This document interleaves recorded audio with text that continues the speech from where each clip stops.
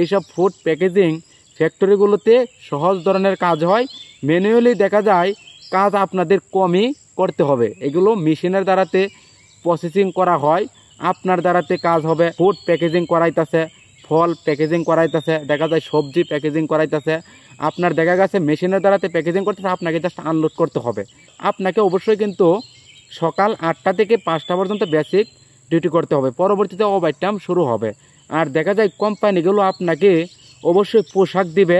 অনেক বাংলাদেশি ভাই আছে মালয়েশিয়ার ফ্যাক্টরিতে কাজ করে বেশি টাকা ইনকাম করতে চান, তাই আপনাদের জন্য এই ভিডিওটা নিয়ে আসছি। মালয়েশিয়ার ফুড প্যাকেজিং কাজের জন্য যদি আপনারা অ্যাপ্লাই করতে পারেন এজেন্সির কাছে গিয়ে, পরবর্তীতে যদি মালয়েশিয়া আসেন, এই ফুড প্যাকেজিং কাজটা কিন্তু অত্যন্ত সহজ, পরিশ্রম নাই।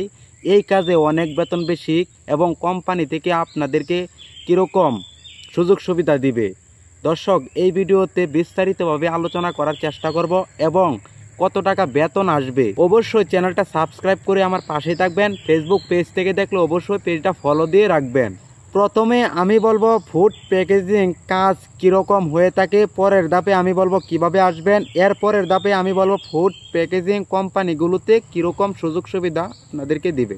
দেখেন ভাই, বাংলাদেশ থেকে যদি আপনারা ভিসা নিয়ে ফুড প্যাকেজিংয়ের কাজে আসেন, এখানে আপনাদের কাজ করতে হবে ফ্যাক্টরির ভিতরে। দেখা যায় ভালো ভালো ফুড কিংবা সবজি কিংবা দেখা যায় অনেক রুটি কিংবা ফল ফলান্তি আপনাদের প্যাকেট করতে হবে, কিংবা দেখা যায় মেশিনের দ্বারাতে প্যাকেট করতেছে, আপনাদের আনলোড করতে হবে, আপনাদের বক্সে ভরতে হবে। আপনারা যদি এইসব ফুড প্যাকেজিংয়ের কাজে আসেন কিংবা ফ্যাক্টরিতে আসেন, তাহলেই দেখতে পারবেন ফুড প্যাকেজিংয়ের কত ধরনের কাজ আছে। আমি এখন আপনাদেরকে বলবো এইসব কাজে কীরকম বেতন আসবে। দেখেন ভাই, আপনাদের প্রতিনিয়ত কাজ থাকবে সারা বছর। কীরকম? 8 ঘন্টা বেসিক ডিউটি, পরে 2 ঘন্টা ওভারটাইম হতে পারে, 3 ঘন্টা ওভারটাইম হতে পারে, এমন 4 ঘন্টাও ওভারটাইম হতে পারে যদি কাজের চাপ ওই ফ্যাক্টরিতে বেশি থাকে। আমি কিন্তু প্রথমেই বলেছি ফুড প্যাকেজিংয়ের কাজ অনেক ধরনের হবে। কেন জানেন? আপনার সবজির কাজ করতে হবে, সবজি প্যাকেটিং করতে হবে, কিংবা দেখা যায় ফল ফলান্তি প্যাকেজিং করতে হবে, কিংবা দেখা যায় আপনার অনেক কিছু জিনিসের আনলোড করতে হবে, কার্টুনের ভিতরে ভরতে হবে। এগুলো কোম্পানির ভিতরে আসলে কিংবা ফ্যাক্টরির ভিতরে আসলে আপনি ভালোভাবে বুঝতে পারবেন। আমরা যতটুকু ধারণা নিয়েছি, এতটুকু ধারণায় আমি আপনাদেরকে দিতে পারতেছি। এতএব এখানে বেতন সংক্রান্ত বিষয়টা আমি বলি আপনাদেরকে। দেখা যায় এখানে 8 ঘন্টা ডিউটি, ওভারটাইম তো আমি বলেছি। এভাবে দেখা যায় আপনারা যদি সারা মাস কাজ করেন, তাহলে 2500 থেকে 2700, 2800, 3000 পর্যন্ত ইনকাম করতে পারবেন এসব ফুড প্যাকেজিংয়ের মাধ্যমে। এখন কিভাবে মালয়েশিয়া আসবেন ফুড প্যাকেজিং ফ্যাক্টরিগুলোতে, পরের ধাপে আমি বলবো ফুড প্যাকেজিং ফ্যাক্টরিগুলোতে প্রবাসীদেরকে কীরকম সুযোগ সুবিধা দেয়। যাই হোক, প্রথমে আমি বলি এইসব ফ্যাক্টরিগুলোতে কিভাবে আসবেন। যে সময় ফুড প্যাকেজিং ফ্যাক্টরিগুলোতে কর্মী প্রয়োজন, ওই সময় কিন্তু বাংলাদেশের জন্য কিংবা অনেক দেশের জন্য ভিসা খুলে দেওয়া হয়। অনেক দেশ থেকে কর্মী এসে এইসব ফুড প্যাকেজিং ফ্যাক্টরিগুলোতে কাজ করে। এখন কিন্তু আপনারা বাংলাদেশ থেকে আসতে পারবেন না, যেহেতু এইসব ফ্যাক্টরি ভিসা খোলা না। যে সময় ফুড প্যাকেজিং ফ্যাক্টরিগুলোতে কর্মী নেবে, ওই সময় কিন্তু বাংলাদেশের জন্য কিংবা বিভিন্ন দেশের জন্য ভিসা চালু থাকবে। ওই সময় আপনারা ওইসব সার্ভিস সেক্টর ভিসা নিয়ে কিংবা ওইসব ফ্যাক্টরি কোম্পানির ভিসা নিয়ে আপনারা ফুড প্যাকেজিংয়ের মাধ্যমে আসতে পারবেন। পরবর্তীতে ওইসব কোম্পানিগুলোতে কিংবা ফ্যাক্টরিগুলোতে আপনারা কাজ করে অনেক টাকা ইনকাম করতে পারবেন। এখন আমি বলবো এইসব ফুড প্যাকেজিং ফ্যাক্টরিগুলোতে প্রবাসীদেরকে কীরকম সুযোগ সুবিধা দেয়। দেখেন ভাই, আপনাদেরকে কোম্পানি থাকার রুম দেবে, কিংবা আপনাকে 3 বছরের কন্ট্রাক্ট করে কিন্তু মালয়েশিয়া আনবে বাংলাদেশ থেকে। আপনাকে 3 বছর পর্যন্তই ওই কোম্পানি মেডিকেল করে ভিসা লাগিয়ে দিবে কোম্পানির খরচে।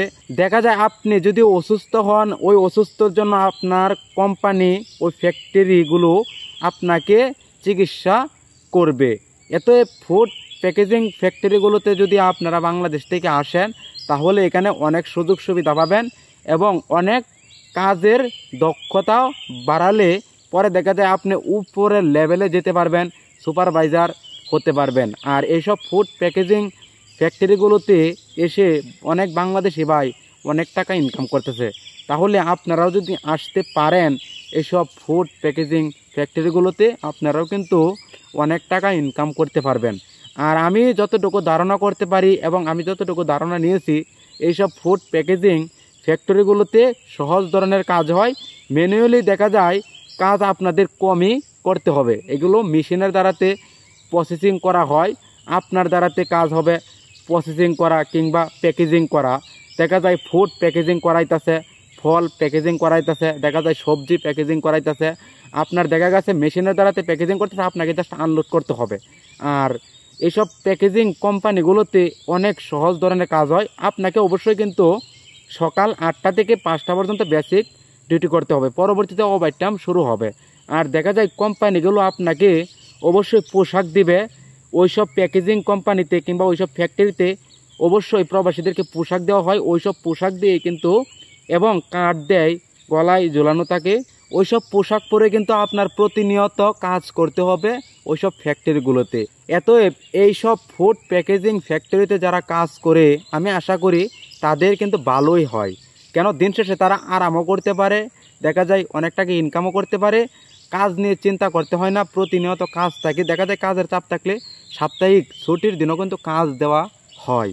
অতএব যারা নতুন মালয়েশিয়া আসতে চান অবশ্যই এইসব প্যাকেজিং কোম্পানিগুলোতে কিংবা প্যাকেজিং ফ্যাক্টরিগুলোতে আসার চেষ্টা করবেন। এখানে আসলে আপনাদের লাইফ সেটেল।